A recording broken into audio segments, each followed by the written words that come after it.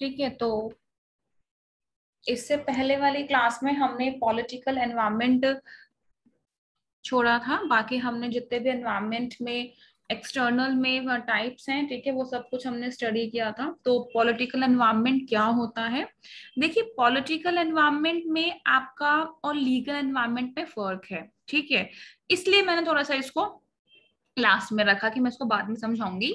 Legal environment में आपके जितने भी सारे हैं वो कानून आते हैं, ठीक है। लीगल एनवायरनमेंट में आपके लॉज लॉज आते हैं, ठीक है, कि यानी गवर्नमेंट के द्वारा जो भी लेजिस्लेशन पास किए गए, ठीक है, गवर्नमेंट अथॉरिटीज के द्वारा जो भी ऑर्डर्स इश्यू किए गए, कोर्ट की जजमेंट, ये सब कुछ आपका लीगल एनवायरनमेंट का पार्ट होता है।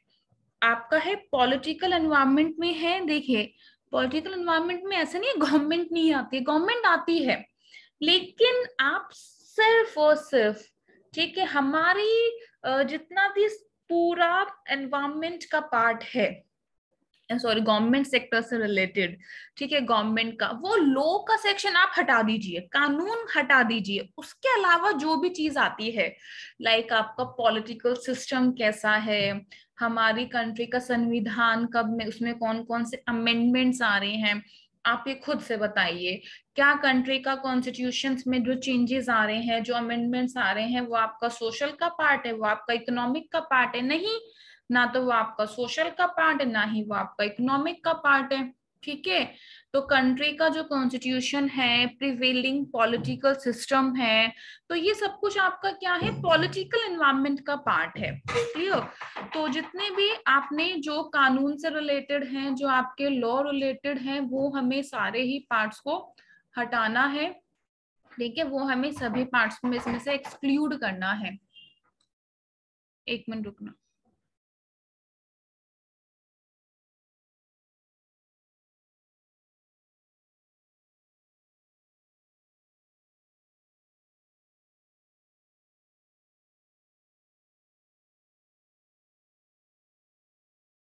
ठीक है, तो जैसे कि क्या है, कंट्री का कॉन्स्टिट्यूशन है हमारे लिए प्रिवेलिंग पॉलिटिकल सिस्टम, हमारा पॉलिटिकल सिस्टम किस तरीके से रन कर रहा है, ठीक है, पॉलिटिकल सिस्टम हमारा कैसा है, और degree of politicisation of business and economic issues, ठीक है, कि मतलब कि जैसे आपको पता है कि हमारे कभी कभी जो गवर्नमेंट होती है वो ऐसे डिसीजंस लेती है, ऐसे स्कीम्स लेती हैं कि जिसका हमारे, ठीक है, बिजनेस पे बहुत इफेक्ट पड़ता है, तो उसकी भी ये बात कर रहे हैं।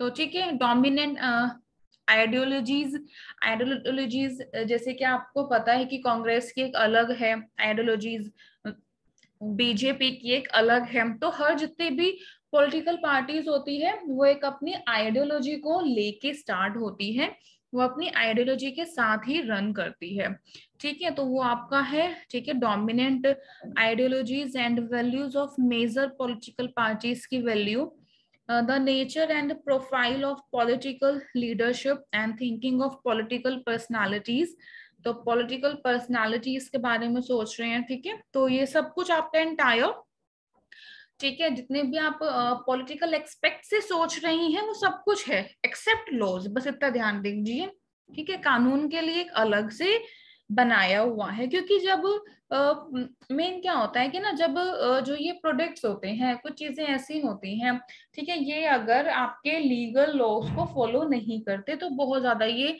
पेनल्टीज हैं, तो ये बहुत ज्यादा पेनल्टीज को अट्रैक्ट करती हैं, तो इसलिए उसको अलग कर दिया गया है। पॉलिटिकल एनवायरनमेंट में हमें हमारा बिजनेस इम्पेक्ट होता है, लेकिन इसमें जो रूल्स अगर फॉलो नहीं होंगे तो उससे आज सच पेनल्टीज इतनी नहीं लगती, बस ये फर्क है, ठीक है भाई।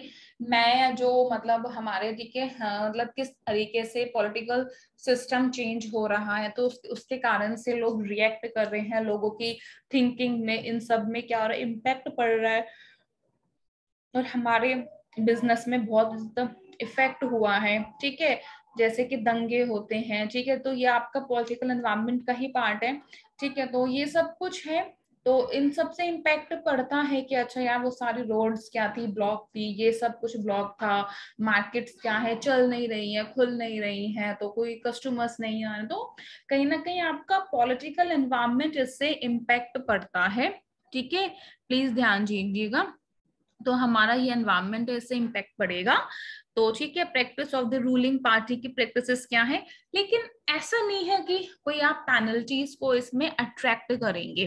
Clear, the extent and nature of government intervention है बिजनेस में। ठीक है, तो हमारी कंट्री का इंटर रिलेशनशिप नेचर है फॉरेन कंट्रीज के साथ। दो, the nature of relationship of our country with foreign foreign countries के साथ इसका रिलेशनशिप है, हम इसके लिए होगा। तो ये हमारा पॉलिटिकल एनवायरनमेंट है। क्लियर, ठीक है। तो ये डीमोनेटाइजेशन देखा जाए तो यह आपका पॉलिटिकल एनवायरनमेंट का पार्ट से है, और हम इसे इकोनॉमिक एनवायरनमेंट में ज्यादा स्टडी करते हैं, क्योंकि इसके डीमोनेटाइजेशन से लोगों की वेल्थ के ऊपर, लोगों के पैसे के ऊपर ज्यादा इफेक्ट पड़ा। तो आप कुछ जो इकोनॉमिक एनवायरनमेंट है उसके पर्सपेक्टिव से ये काफी इंपॉर्टेंट है।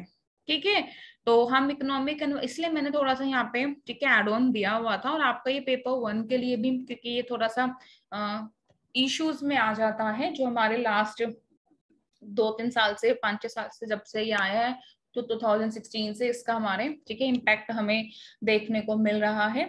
तो इकोनॉमिक के लिए भी ये काफी इंपॉर्टेंट है। ठीक है, तो डीमोनेटाइजेशन मतलब क्या होता है कि the process of cancellation of legal status, obviously कोई भी एक हमारी करेंसी को लीगल स्टेटस दिया गया था, उसे हमने कैंसिल कर दिया कि अब ये हमारे यहाँ पे कंट्री में क्या होगी, स्टार्ट नहीं होगी, हमारी कंट्री में अब ये सर्कुलेट नहीं होगी, तो उसे बोलते हैं डीमोनेटाइजेशन।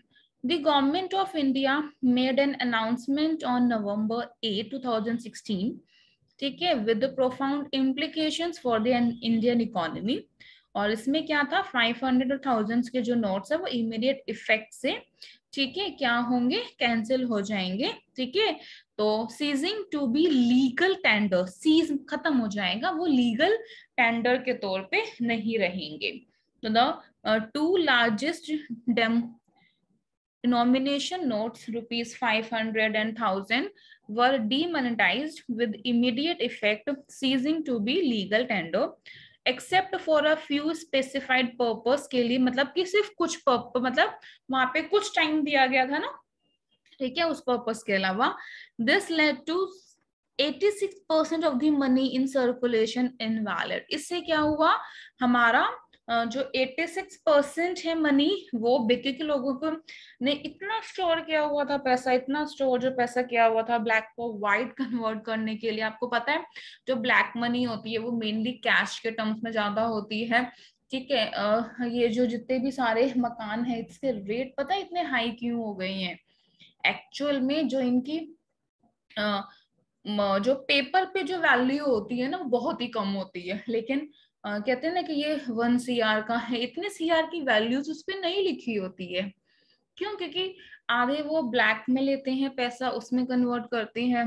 ठीक है, तो this led to 86% of the money in circulation में जो पैसा है 86% वो इनवैलिड हो जाता है।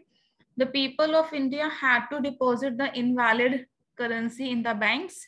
ठीक है, तो विच केम अलोंग, आपको मालूम ही है कि कैश विड्रॉल के लिमिटेशन थी, डिपॉजिट्स की भी लिमिटेशन थी कि इतना डिपॉजिट्स नहीं होना चाहिए। अगर लिमिटेशंस नहीं होती तो लोगों ने जो जितना भी पैसा बहाया वो लोग बहाते नहीं। ठीक है, तो बहुत कुछ था इसमें। देन है आपका डीमोनेटाइजेशन के कौन कौन से एम है।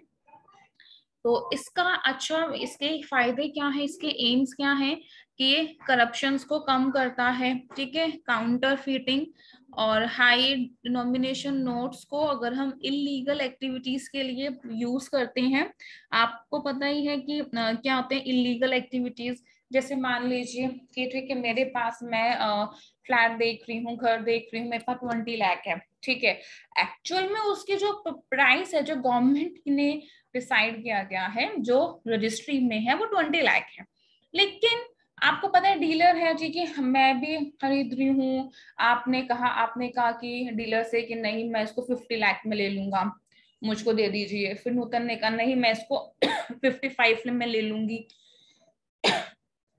इस तरीके से हमारा करप्शन, इन्फ्लेशन ऐसे इंक्रीज हो रहा है।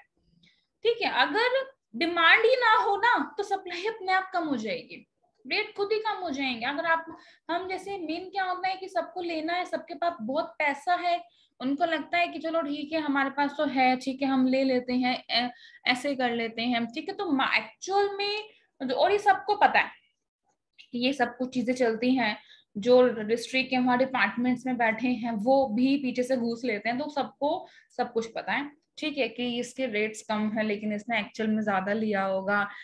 कौन डिस्कस करता है? कोई डिस्कस नहीं करता। तो इसके हमारे पास कुछ ना कुछ बेनिफिट्स ये हैं कि अगर डीमोनेटाइजेशन हो तो उससे देखिए पैसा तो वेस्ट होगा, इनवैलिड होगा, लेकिन इलीगल एक्टिविटीज नहीं होगी।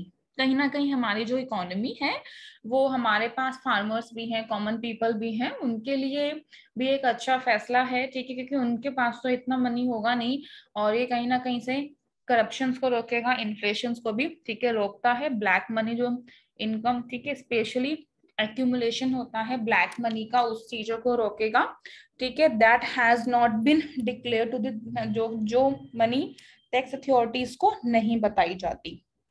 Demonetization is viewed as a tax administration measure है, a shift on the part of the government indicating that tax evasion will no longer be tolerated। ठीक है, कि जो मतलब अगर आप टैक्स इवेजन मतलब अगर आप टैक्स से मतलब एक होता है टैक्स की चोरी करना, एक होता है टैक्स इवेजन। आपने क्या क्या मतलब कि अपनी जैसे होता है इनकम को कम दिखाए, लेकिन अब टैक्स इवेजन भी नहीं टॉलरेट किया जाएगा। तो led to tax administration channelizing savings into the formal, जो एडमिनिस्ट्रेशन है वो सेविंग्स को अच्छे तरीके से लगाई है ना, आपने अपनी सेविंग्स भी की हैं, आपने अपना कैश में सेविंग्स की हैं, तो आप उसको अपना टैक्स पे कीजिए टाइमली। ठीक है, ये हमें एक सिग्नल भी प्रोवाइड करता है। अगर मान लीजिए कि नेक्स्ट ईयर डीमोनेटाइजेशन हो जाता है, जो भी मैंने कैश में अपना पास ऐसा रखा हुआ है मैं इसको एक फॉर्मल चैनल में लेके आऊं।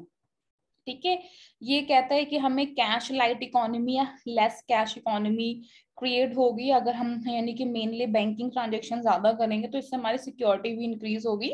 तो digital arguments against as digital transactions require use of cell phones, customers के लिए सेल फोन्स का यूज, मर्चेंट्स के लिए, ठीक है, पॉइंट ऑफ सेल मशीन्स के लिए, तो which will only work if there is internet, अगर इंटरनेट कनेक्टिविटी होगी तो वो तभी काम करेगा।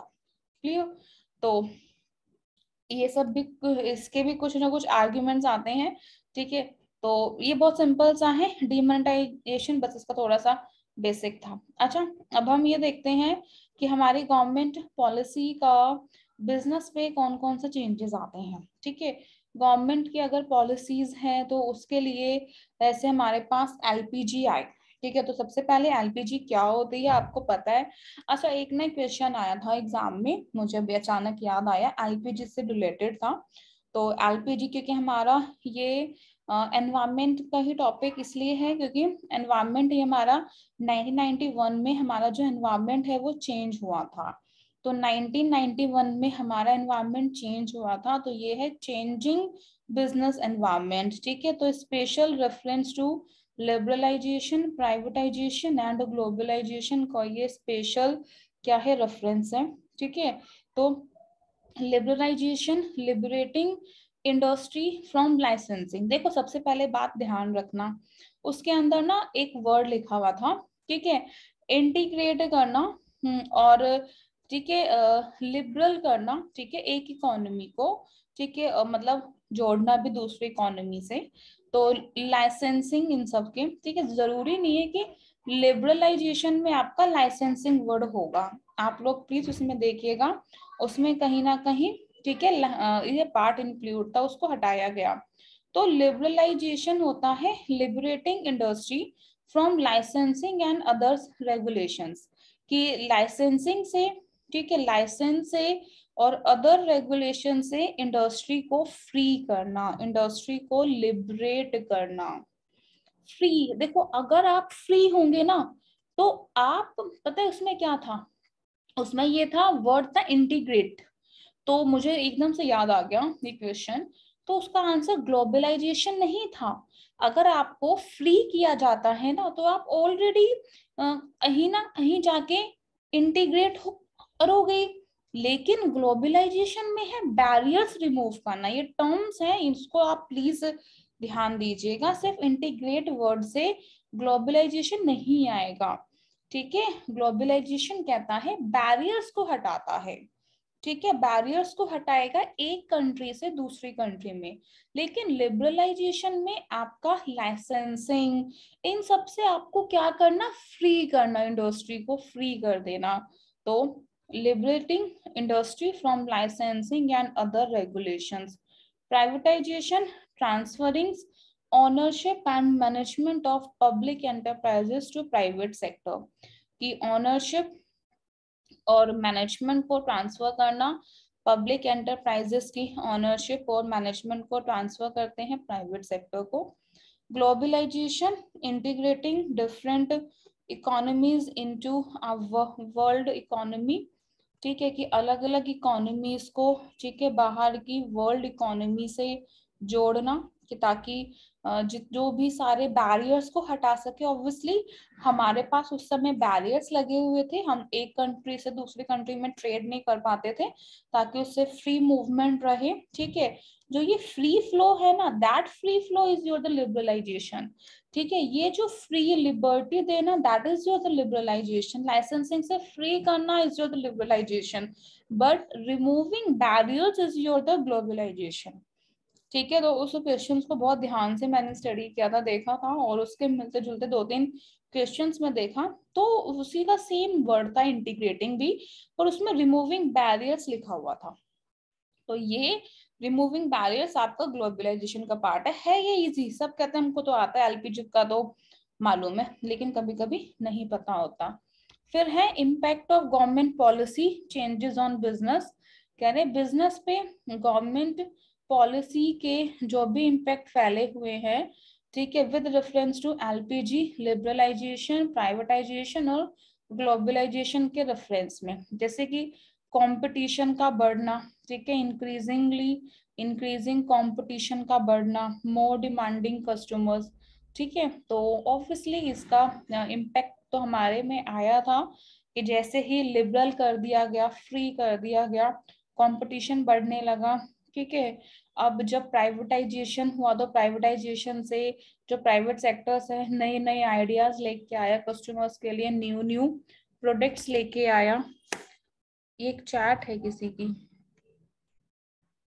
ये मुझे नहीं समझ में आया, ये क्या है? हेलो, मैंने अभी क्या बोला वो समझ में? Yes ma'am. ये क्या लिखा बाबू आपने चैट में, किसके रिगार्डिंग? मैम वो इसमें कन्नी ने पूरे मैसेज डाल रखा था तो वो एवरीवन हो गया। वो कुछ कह रहा था, कल कन्नी का बर्थडे है ना, अच्छा, कनिका का तो कल बर्थडे है? हाँ कनिष्का का कल बर्थडे है मैम। अरे वाह, हाँ तो उसके बारे में कुछ कह रहा था तो एवरीवन हो गया फिर। चलो अब पढ़ लो, बर्थडे कल है, एंजॉय करो, अच्छे से एंजॉय करना, कोई दिक्कत नहीं है। तो अभी तो पढ़ लो, चलो ठीक है। ठीक है ma'am.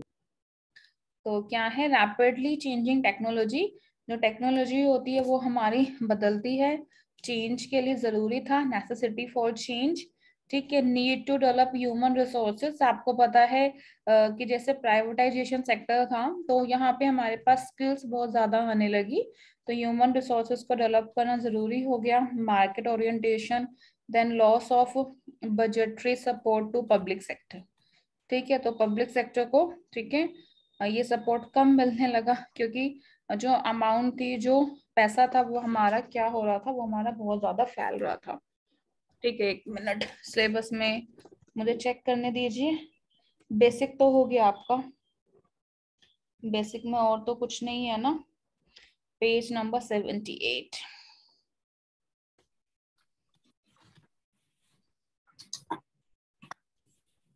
Social responsibility of a business, ठीक है। तो जैसे मैंने आपको कॉर्पोरेट सोशल रिस्पॉन्सिबिलिटी भी समझाया था, ठीक है, तो ये भी उसी का ही पार्ट है। जैसे आपके पास लिखा है सोशो कल्चरल फैक्टर्स और देयर इन्फ्लुएंस ऑन बिजनेस, ठीक है, role of government in business. तो ये है केस फॉर सोशल रिस्पॉन्सिबिलिटीज के केस, सोशल रिस्पॉन्सिबिलिटीज के आर्ग्यूमेंट्स, ठीक है, ये काइंड्स हैं। एंड देन आपके पास रिस्पॉन्सिबिलिटीज कौन कौन सी है, ठीक है। रोल ऑफ बिजनेस है इन एनवायरनमेंट के प्रोटेक्शन में, नहीं ये नहीं है, एनवायरनमेंट का प्रोटेक्शन नहीं है, ठीक है। ये वाला भी आपका इसी एनवायरनमेंट का पार्ट है, बहुत ही सिंपल है, समझा देती हूँ, ठीक है। एक बार शॉर्ट में ही समझाना क्योंकि इसमें से कम क्वेश्चंस आते हैं। सीएसआर इसी से ही मिलके बना है, जैसे हमारे पास है ना कॉर्पोरेट सोशल रिस्पॉन्सिबिलिटी, तो पता होना चाहिए कि जो कॉर्पोरेट सोशल रिस्पॉन्सिबिलिटी है वो कहाँ से मिलके बना है। तो कॉर्पोरेट सोशल रिस्पॉन्सिबिलिटी आपका इसी से बना है, social responsibility of business, business की सोशल रिस्पॉन्सिबिलिटी से ही आपका बना है, ठीक है। तो अच्छा, पहले मैं आपको बताऊं, जो मैंने कुछ पेजेस हैं, जैसे आपका इंटरनेशनल बिजनेस का है पेज 131, ठीक है। इसमें अभी पहले ये समझा देती हूँ, फिर आपको थोड़ा बहुत ये गाइड कर दूंगी कि ये वाला पार्ट आप लोग कीजिएगा। इंटरनेशनल बिजनेस पेज नंबर 131, ठीक है, बैंकिंग पेज नंबर 55, ठीक है। ये दोनों टॉपिक जो हमारे हो चुके हैं, अगर बैंकिंग का आपका बहुत सारे टॉपिक्स आपके बैंकिंग के इसमें भी मिलेंगे, लेकिन वो सब बेसिक टॉपिक्स हैं, ठीक है। और आईबी जो आपका है वो 11th 12th का बिल्कुल बेसिक्स है, तो वो भी आपको कवर कीजिएगा कि लाइक कौन कौन से मोड्स हैं, ठीक है। वो सब कुछ आपको ना इंक्लूड करना है, कवर करना है, समझा दूंगी, अभी दिखा दूंगी। सबसे पहले देखते हैं social responsibility of a business. तो सिंपल है कि हमें सोसाइटी के सेक्शन, हर सेक्शंस के बारे में सोचना। जैसे मैंने आपको बताया था कि कॉर्पोरेट सोशल रिस्पॉन्सिबिलिटी में हमारे पास एवरी स्टेक होल्डर्स के बारे में सोचना, तो ये वही उसी का पार्ट है कि हमारी ऑब्लिगेशंस होती हैं कि उन एक्शंस को परफॉर्म करें हम जो भी एक्शन कर रहे हैं, ठीक है। तो ये ऐसा नहीं है कि सीएसआर इससे अलग नहीं है, सीएसआर इससे ही मिलके बना है, तो दोनों के कंसेप्ट सेम ही है।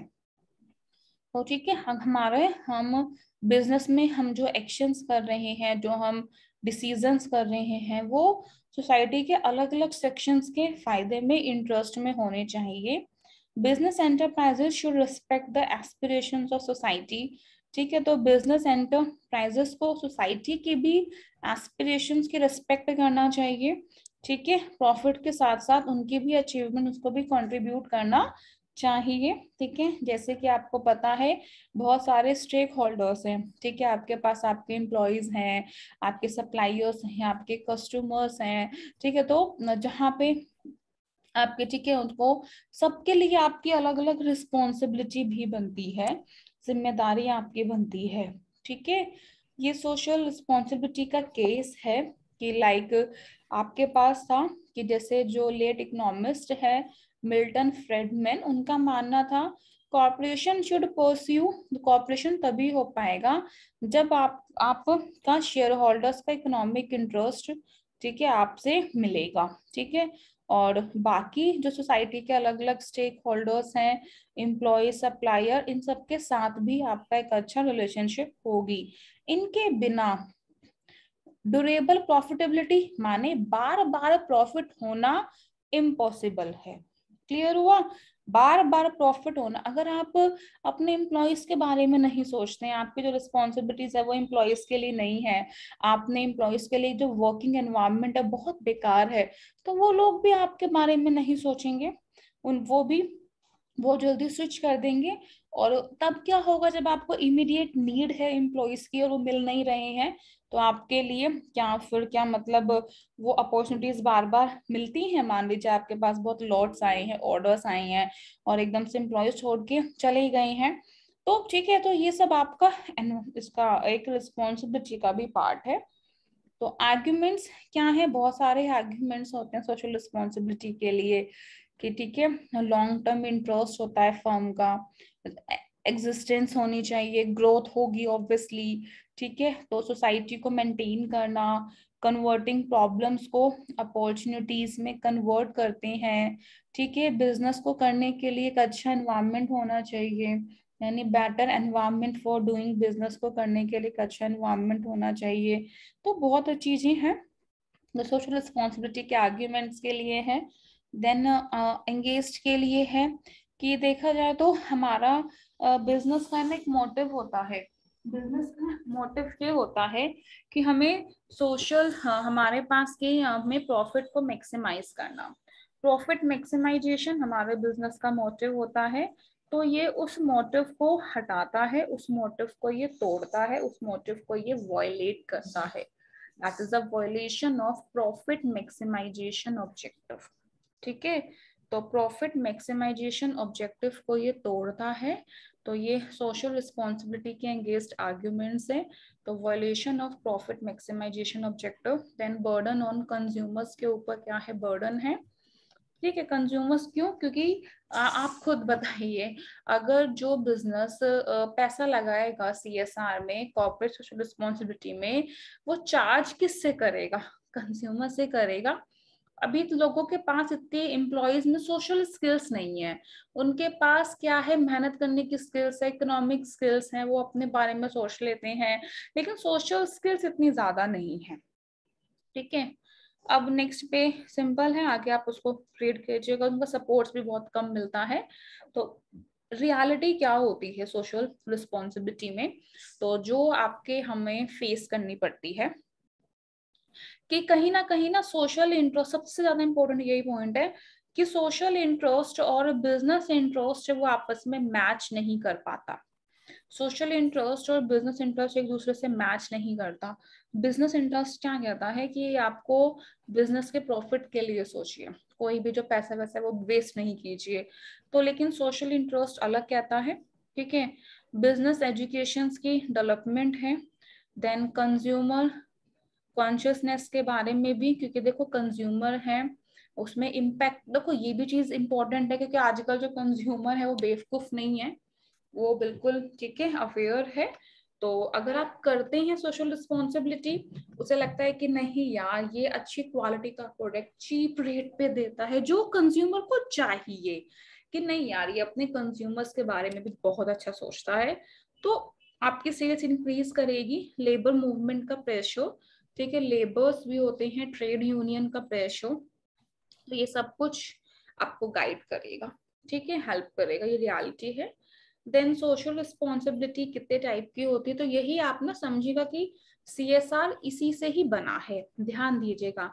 सीएसआर के नोट्स तो मैंने ऑलरेडी आपको दिए हुए हैं, ठीक है, बताया भी था। इसके स्टेक होल्डर्स के बारे में क्वेश्चन ज्यादा आ जाते हैं कि कौन कौन से डिफरेंट स्टेक होल्डर्स हैं सीएसआर में, ठीक है।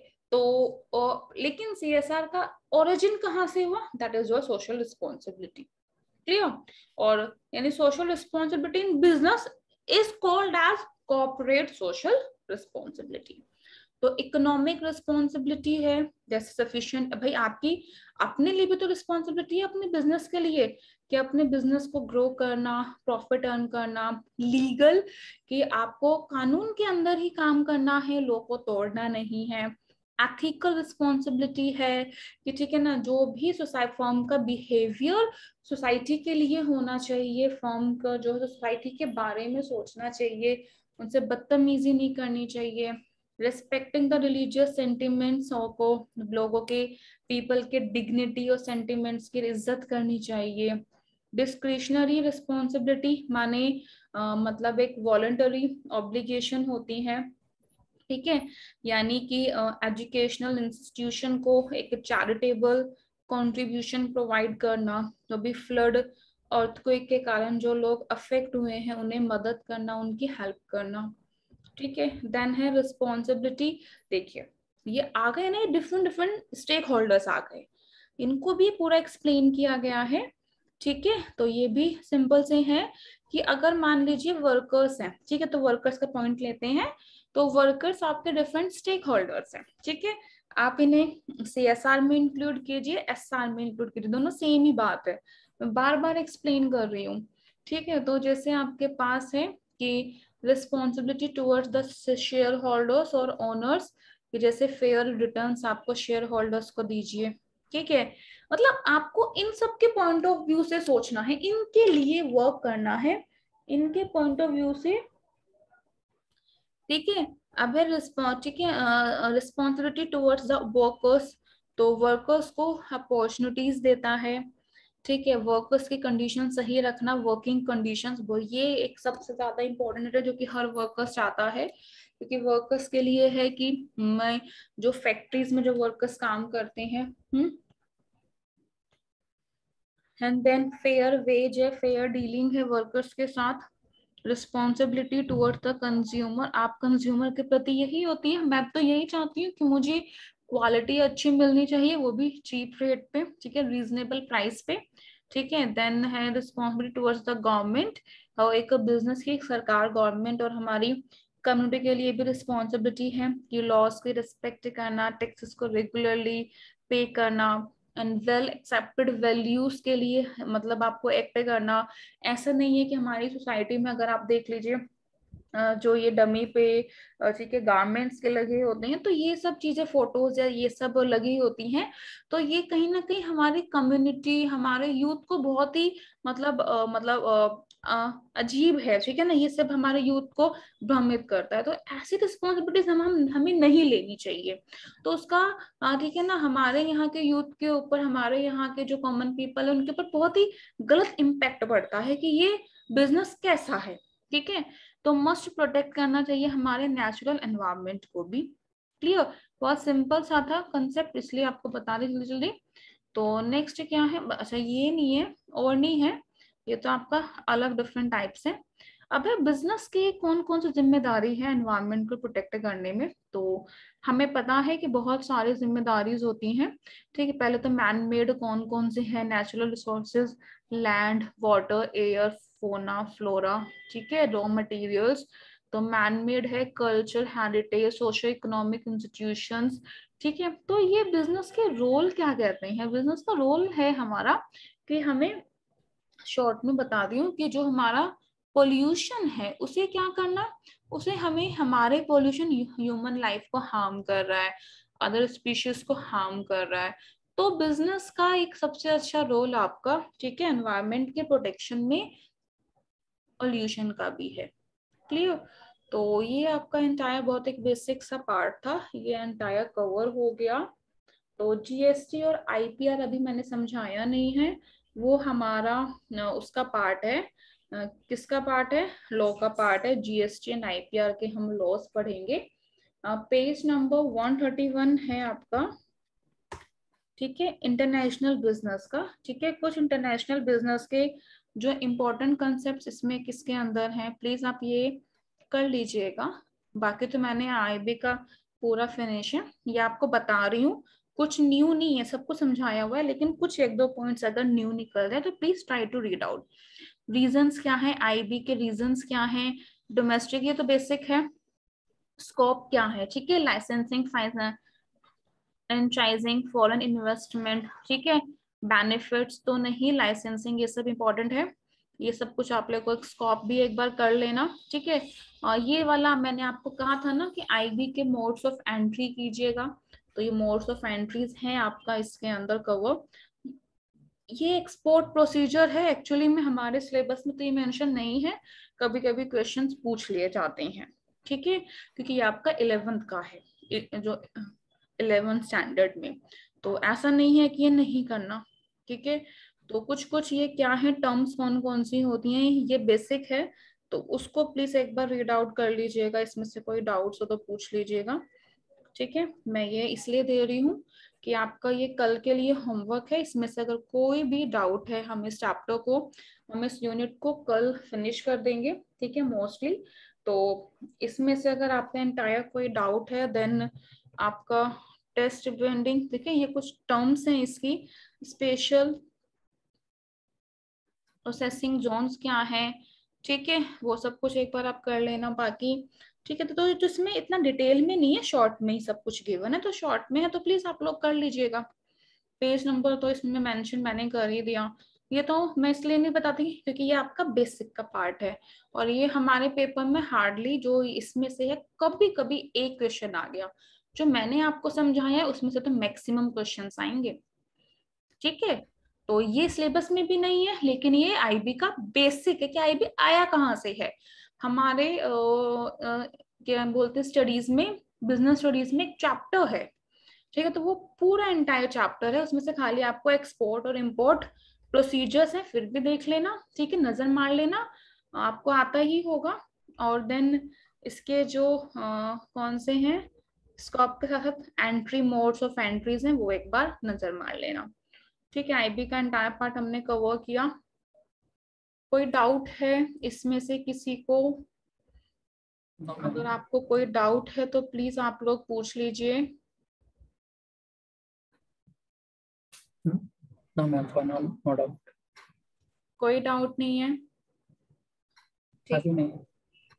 तो कल हम मिलते हैं। ठीक है, मैं आपको टाइमिंग मैसेज कर दूंगी, मोस्टली 12:30 से 1 के बीच में ही आ पाऊंगी। ठीक है, वही टाइम रहेगा आपसे सेम।